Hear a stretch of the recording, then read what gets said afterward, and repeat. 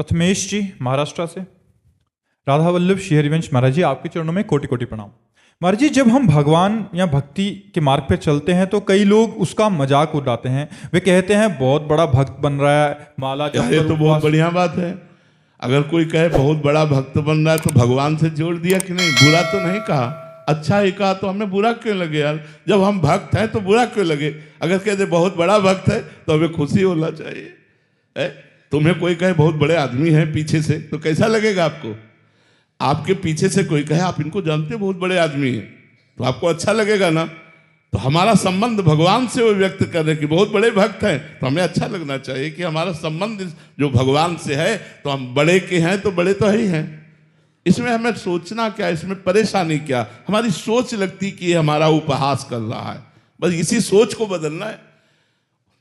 देखो, आपके अगर निगेटिव विचार रहेंगे तो अच्छी बात में भी दुख मिलेगा, अगर पॉजिटिव रहे तो बुरी बात में भी। जैसे अब हमें कोई गाली दे तो पहले हम उसे सुनेंगे और विचार करेंगे, और अगर अपने अंदर कोई पाखंड, कोई ड्रामा, कोई नाटक लगा तो लगेगा भगवान इस रूप में मुझे सावधान कर रहे, मुझे अपना सुधार करना चाहिए।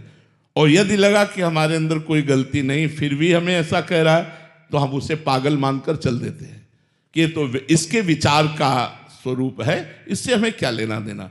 तो यदि कोई हमारा उपहास करता है, हमारी निंदा करता है, तो हमें देखना चाहिए वो गलती हम में तो नहीं है, अगर नहीं है तो हम उसे पागल मान। बातुल भूत विवश मतवारे, ते नहीं बोले ही बचन विचारे, तिनकर कहा सुनी नहीं काना। ऐसे लोगों की बातें नहीं सुनते हैं। और ये कोई कहे बड़ा भगत, तो हम तो उसे प्रणाम करेंगे कि आप भी आशीर्वाद दीजिए, जो आप बोले वो सत्य हो जाए, आप भी आशीर्वाद दीजिए। उसमें कोई जलन की बात नहीं है। बोले कंठी पहने, माला पहने, ये नहीं कहता शराब की बोतल हाथ में लिए पी रहा है, ये नहीं कहता नाली में पड़ा है, ये नहीं कहता गंदे दृष्टि वाला है। जो माला पहनकर चलेगा, जो भजन करेगा, उसको कहेगा माला पहन के चल रहा है, तो अच्छी बात है ना। हमको गाली तो नहीं दे रहा, माला तो पहने ही है, कंठी तो पहने ही है, तिलक लगाए हैं, वही बात वो कह रहा, हमें क्या परेशानी? बोले बड़ा भारी तिलक लगाए, देखो माला पहले बड़ा भगत बनता है, तो उसको प्रणाम करना चाहिए, हमें बुरा क्यों लगना चाहिए? क्योंकि कोई बुरी बात नहीं। महाराज जी, क्या होता है, अधिकतर 100 में से 95 जने वैसे हो गए हैं, तो 4-5 जने जो होते हैं उनको बहुत ज्यादा मतलब महाराज जी मजाक बना देते हैं उस चीज का। नहीं, मजाक मत बनो, आप पुष्ट बनो, आप पुष्ट बनो। वो गलत आचरण में 95 लोग चल रहे हैं, 5 लोग अच्छे आचरण पर चल रहे हैं, तो 5 लोग 50,000 के बराबर हैं। उनमें इतनी सामर्थ्य, अच्छे मार्ग में चलने वालों में बल होता है, तो वो उनकी उपहासमयी वृत्ति का सहन करना ही उपाय है। उसे चुपचाप सहन कर ले। हाँ, कह रहे हैं कि इन्होंने लिखा है कि क्या होगा तेरा जप करने से, माला पहनने से, तीर्थ यात्रा करते तेरे को क्या मिल जाएगा, क्या मिल गया? हाँ चलो, गंदे आचरण करने से, पार्टी करने से, दुनिया का नौटंकी नाटक करने से क्या होगा? क्या होगा? इससे दुर्गति होगी। और माला जपने से क्या होगा? सदगति होगी। आज हमारा शरीर पूर्व प्रारब्ध से युक्त है। हो सकता है कि आज मैं भजन कर रहा हूं, मेरा बुरा प्रारब्ध चल रहा हो, तो मुझे दुख भोगना पड़ेगा भजन करते हुए। हो सकता है तुम बुरा आचरण कर रहे हो लेकिन तुम्हारे पुण्य चल रहे हैं, तुम्हें सुख भोगना पड़ेगा उस समय तक। लेकिन जिस समय हमारा ये नवीन कर्म भजन फलीभूत होगा, उस समय, अभी तो हमारा अंकुरण हुआ है, थोड़ा वृक्ष बनने दो, फूलने दो, फलने दो। एक किसान भी खेती में अनाज डालता है तो दूसरे दिन फसल नहीं काट लेता, उसको गुड़ाई सिंचाई करके रक्षा करते हुए 5 महीने 4 महीने व्यतीत करने पड़ते हैं, तब वो इसी से 40 मन गेहूं पैदा होता है। 1 मन डालने पर 40 मन पैदा होता है। ऐसे ही आज तुम भजन कर रहे हो, लोगों को उपहास करने दो, कल तुम्हारे भजन का जब फल आएगा तो उपहास करने वालों को तो दुर्गति होगी, और तुम भगवान के कृपा पात्र बनकर सदगति को प्राप्त होगे। इसलिए चिंता मत करो, जहां कोई उपहास करे उसे सह लो। अगर सह लोगे तो महान बन जाओगे, और लड़ पड़ोगे या ऐसा मान गए कि अब तो तिलक ही नहीं लगाना, कंठी ही नहीं पहनना, क्योंकि लोग उपहास करते, तो फिर तुम भक्त ही क्या रहे, फिर तुम्हारी सच्चाई ही क्या रही? तुम तो कच्चे पुरुष हो, भगवत मार्ग के लायक ही नहीं हो, यदि तुम्हारे अंदर ये बल नहीं।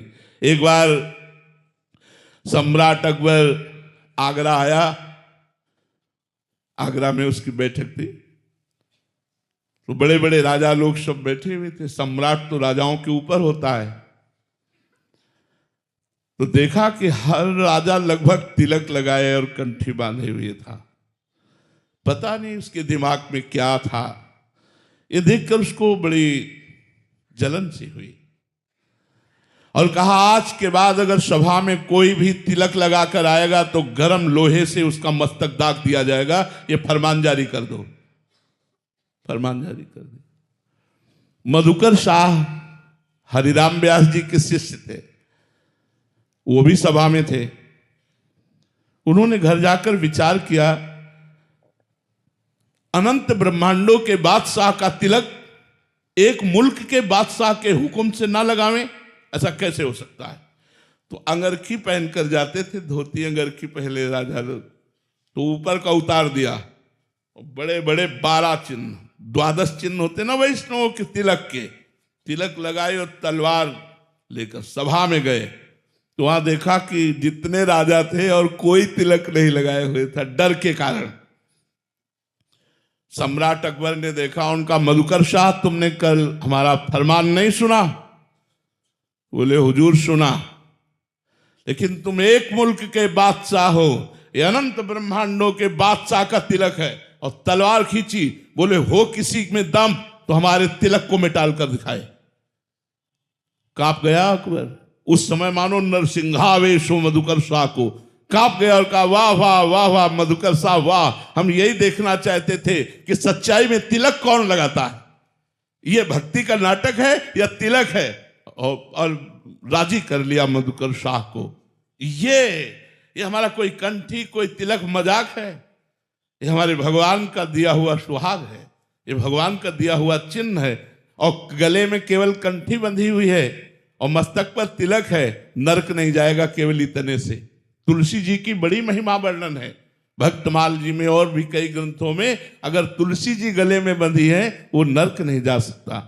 और जो तुलसी बांधता है, हम कहते हैं 100 बार ही सही, वो रामकृष्ण हरि तो बोलेगा बोलेगा, जरूर बोलेगा, चाहे 100 बार ही सही, निश्चित जीव का परम कल्याण है। इसलिए सबसे प्रार्थना है, आप किसी के उपहास को अपने हृदय में मत लीजिए, हृदय को भगवान नाम से भरिए और सहनशील रहिए, और इस जन्म में चूक न हो जाए, ये जन्म व्यर्थ न चला जाए। इसलिए प्रार्थना है, राधा राधा रटिए, जितना समय मिले उतना, चलते फिरते उठते बैठते जब बन सके राधा राधा रटिए। आपका चिंता शोक भय दुख निश्चित दूर हो जाएगा, जन्म मरण का चक्र नष्ट हो जाएगा। ये जीवन बड़ा अलभ्य जीवन, दुर्लभ जीवन कहा गया है। इसकी दुर्लभता भगवान का नाम जपने से है, भगवान से जुड़ने से है।